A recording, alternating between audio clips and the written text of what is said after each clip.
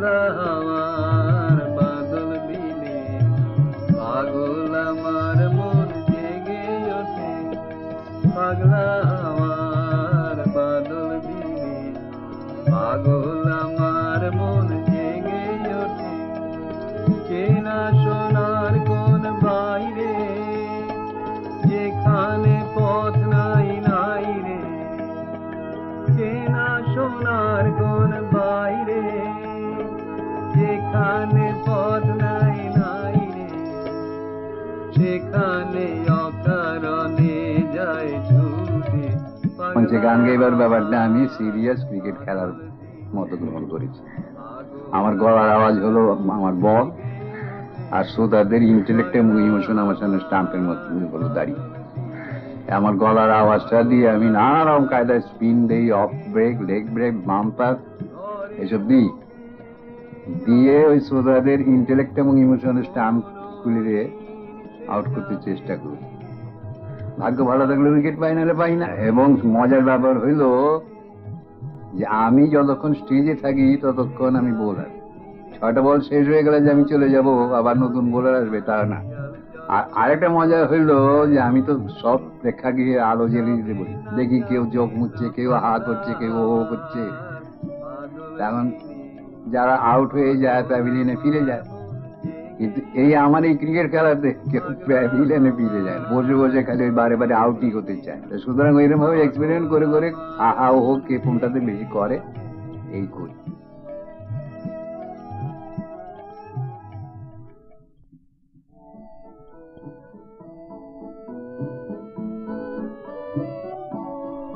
তোমরা যা বলো তাই বলো, আমার লাগে না মনে, যা বলো তাই বলো, আমার যায় বেলা। আপনারা অনেকেই হয়তো জানেন যে রবীন্দ্রসঙ্গীত রেকর্ড প্রকাশ করার আগে বিশ্বভারতী মিউজিক বোর্ড নামে একটি সংস্থা আছে। সেই সংস্থার অনুমোদন দরকার। এই অনুমোদনের দায়িত্ব আগে দেওয়া ছিল পরলোকগত অনাদি কুমার দস্তিদার মশাইয়ের উপরে। তিনি যখন অসুস্থ হয়ে পড়লেন তখন এই দায়িত্ব দেওয়া হলো কয়েকজন রবীন্দ্রসঙ্গীত গায়ক গায়িকাদের ওপর, যারা আমার চাইতে বয়সে অনেক ছোট এবং রবীন্দ্রসঙ্গীত পরিবেশনে ওদের অভিজ্ঞতাও আমার চাইতে অনেক কম। অবশ্য তারা শান্তিনিকেতনে গান শিখেছে। 1968-69 সনে আমার কতগুলি গান সেই নতুন পরীক্ষকরা অনুমোদন করলেন, যা কারণ দেখানো হয়েছিল অনুমোদন না করার, তা আমার কাছে অত্যন্ত অযৌক্তিক মনে হয়েছিল। যেমন একটি গান পুষ্প দিয়ে মারো যায়, তার সম্বন্ধে মন্তব্য করা হলো music accompaniment too much and music accompaniment hampers the sentiment of the song. আরেকটি গানে মন্তব্য করা হয়েছিল টেম্পো ইজ টু কুইক। এখন আমি যতদূর জানি এই মিউজিক অ্যাকম্পানিমেন্ট বা টেম্পো সম্বন্ধে রবীন্দ্রনাথ কোনো বিধিনিষেধ আরোপ করে জানি।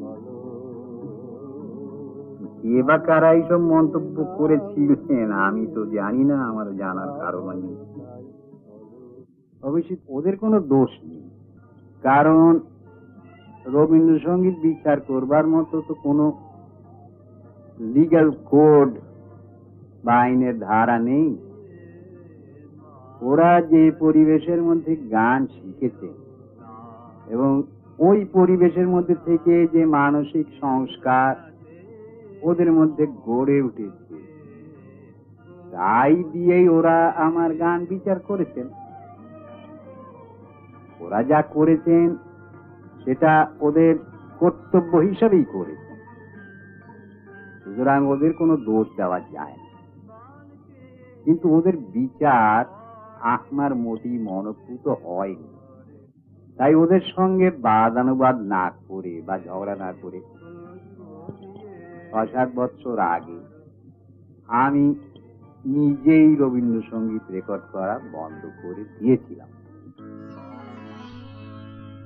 জানি নাই গো সাধন তোমার বলে কারে, জানি নাই, জানি নাই গো সাধন তোমার বলে কারে, জানি নাই।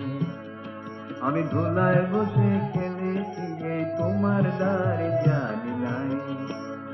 আমি ধুলায় বসে খেলেছি এই তোমার দ্বারে, জানি নাই। জানি নাই গো সাধন তোমার বলে কারে, জানি নাই। ইতিমধ্যে জানি নাই একটি কাণ্ড ঘটে গেল। মানে গত বছর অর্থাৎ 1976 সনে ব্রাহ্ম সমাজের বার্ষিক কনফারেন্স হলো শিলং। সেখানে বিশ্বভারতী মিউজিক বোর্ডের একজন পদস্থ কর্মী শ্রী পূর্ণেন্দু গাঙ্গুলির সঙ্গে আমার দেখা হল। তার সঙ্গে নানান কথাবার্তা হবার পর তিনি আমাকে ভবিষ্যতে রেকর্ড করার ব্যাপারে আমার মতামত জিজ্ঞেস করলেন। আমি বললাম, পূর্ণেন্দু বাবু, ব্রহ্ম সঙ্গীতের এবং রবীন্দ্রসঙ্গীতের জন্ম হয়েছিল ব্রাহ্ম সমাজে, আপনি যেটা মানেন? উনি বলেন, নিশ্চয়ই মানি। আর আমার জন্ম হয়েছিল সেই ব্রাহ্ম সমাজে, সুতরাং রবীন্দ্রসঙ্গীত ও ব্রহ্মসঙ্গীত আমার বড় ভাই। আর আমার বড় ভাইয়ের সঙ্গে আমার পরিচয় হয়েছিল বহু বছর আগে আমার মায়ের কোলে বসে। এখন আমার এই বুড়ো বয়সে আপনাদের বিশ্বভারতী মিউজিক বোর্ডের সঙ্গে সংশ্লিষ্ট পরীক্ষকগণ, যারা আমার চাইতে বয়সে অনেক ছোট এবং যাদের ব্রাহ্ম সমাজের সঙ্গে কোনো যোগাযোগ ছিল না, এখনো নেই, তাদের কাছ থেকে আবার আমায় নতুন করে আমার বড় ভাইয়ের সঙ্গে পরিচয় যদি করতে হয়, তাহলে আমার কি করা উচিত বলুন? ওরা আমার গান অনুমোদন না করার কারণ দেখালেন, মিউজিক অ্যাকম্পানিমেন্ট হ্যাম্পার্স সেন্টিমেন্টাল সং। এখন রবীন্দ্রসঙ্গীতের সেন্টিমেন্ট যদি ওদের কাছে আবার আমায় নতুন করে শিখতে হয়, আমি কোথায় যাই বলুন? তোমার জ্ঞানী আমায় বলে কঠিন তিরস্কারে, পথ দিয়ে তুই আসিস নিজে ফিরে যারে। তোমার জ্ঞানী আমায় বলে কঠিন তিরস্কারে। পূর্ণেন্দুবাবু শুনে বেশ চিন্তিত মুখে জিজ্ঞেস করলেন, তাহলে কি করা যায় বলুন তো? তখন আমি বললাম, আমি শুনেছি এবং জেনেছিও আপনাদের মিউজিক বোর্ডে একজন নতুন পরীক্ষক নেওয়া হয়েছে। সেই ভদ্রলোকের নাম হলো শ্রী জ্যোতিরিন্দ্র মৈত্র। এখন আপনি যদি পারেন আমার সেই নাকচ করা, মানে অনুমোদন পাইনি যে গানগুলো, তাকে একবার শোনান। তিনি যদি বলেন যে আমার গাওয়া ঠিক হয়নি, তাহলে তার মতামত আমি মাথা পেতে নিতে রাজি আছি। জুন মাসে বোর্ডের অফিস থেকে আমি জানতে পারলাম যে আমার ব্যাপারটি নাকি বোর্ডের মিটিং এ উপস্থাপিত করা হবে। কেন যে বোর্ডের মিটিং এ এটা উপস্থাপিত করা হবে তা আমি বুঝতে পারি। অন্য কারুর বেলা তো ওসব দরকার হয় না। যাই হোক, 3 মাস পরে অর্থাৎ গত সেপ্টেম্বর মাসের শেষের দিকে বোর্ডের কি সিদ্ধান্ত জানতে চেয়ে আমি চিঠি দিলাম। তখন আমায় জানানো হলো যে তখনও নাকি বোর্ডের মিটিং হয়নি। খুব আশায় ছিলাম ব্যাপারটি যদি মিটে যায়, তাহলে আর যে কদিন বাঁচি তার মধ্যে আরো কয়েকটি রবীন্দ্রসঙ্গীত হয়তো রেকর্ড করে যেতে পার। কিন্তু বটুক আমায় পথে বসিয়ে দিয়ে যায়, চলে গেল। আমার যে কি দারুণ ক্ষতি হয়ে গেল। বটু কি যে করলো, আপনাদেরকে কি বোঝাবো? হয়তো আর আমার রেকর্ড করা হবে না, মানে রবীন্দ্রসঙ্গীত রেকর্ড করা হবে না। নিবে গেল দ্বীপের আলো, আকাশ পানে হাত বাড়ালে তাহার উত্তরে,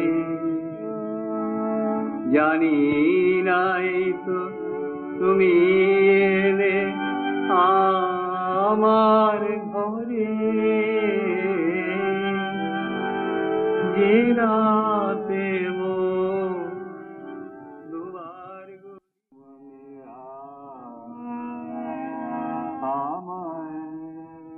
21শে মার্চ 1980, রবীন্দ্র সদন।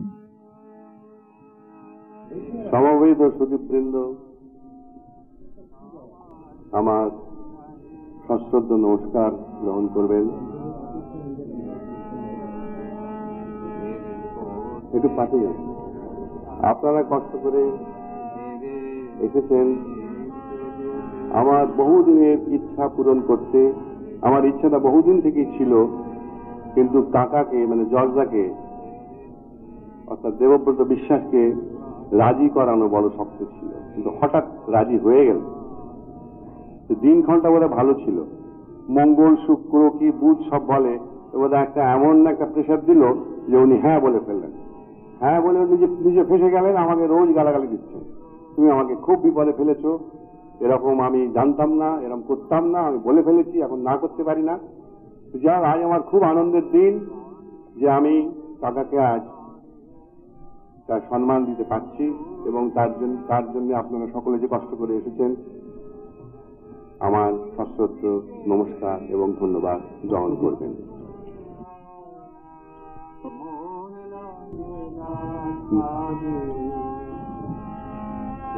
গীত সুধার জন্য পিপাসিত বাঙালির চিত্তভূমকে আপনি সুর রসধারায় সিক্ত করেছেন প্রায় অর্ধ শতাব্দী কাল।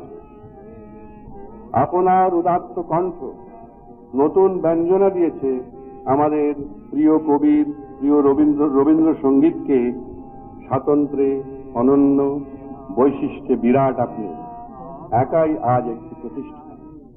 আপনাকে নমস্কার।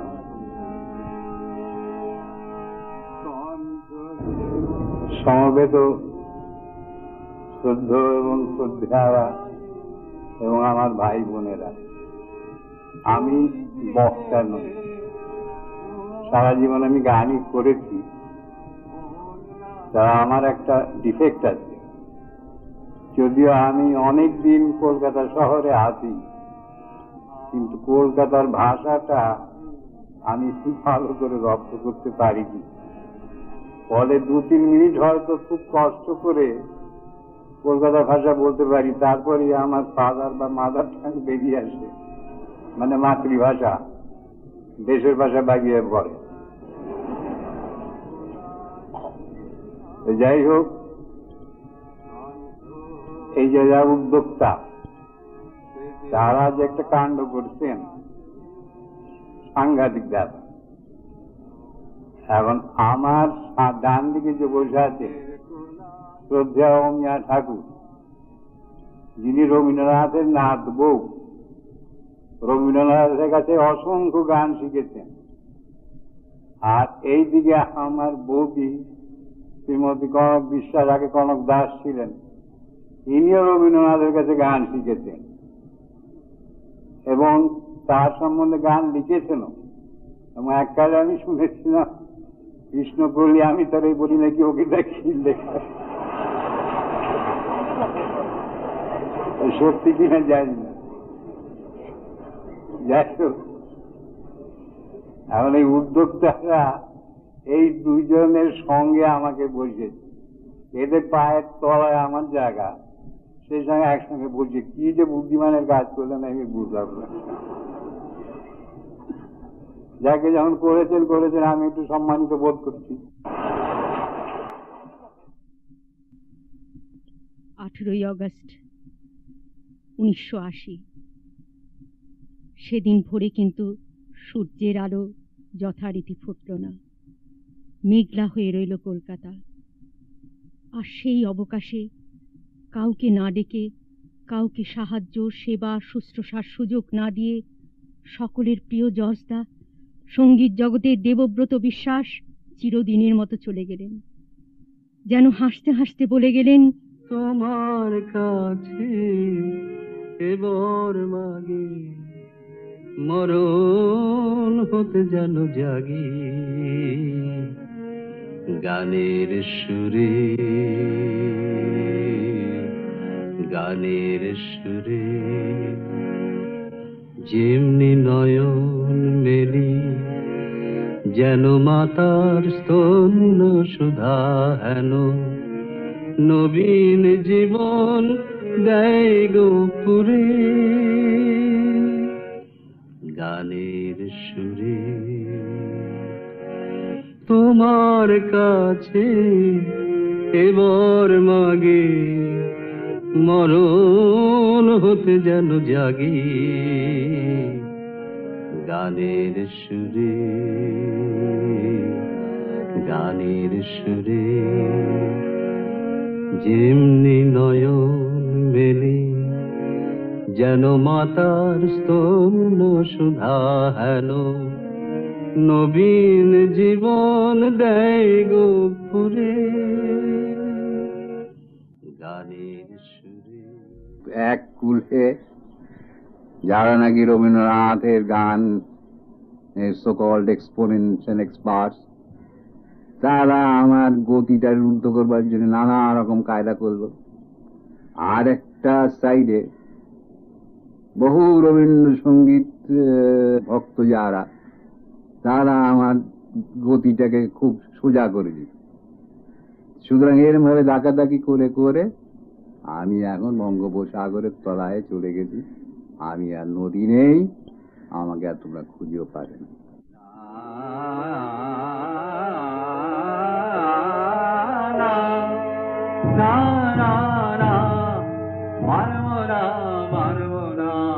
কোটি মৃত্যুরে কিনে নেব প্রাণপণে, ভয়ে রাজ্যে থাকবো না। না না না, মানব না মানব না, কোটি মৃত্যুরে কিনে নেব প্রাণপণে, ভয়ে রাজ্যে থাকবো না। অভয়ে পেয়েছি নূতন দিনের কাছে, দিকে দিকে তাই আশার পতাকা নাচে। অভয় পেয়েছি নূতন দিনের কাছে, দিকে দিকে তাই আশার পতাকা নাচে।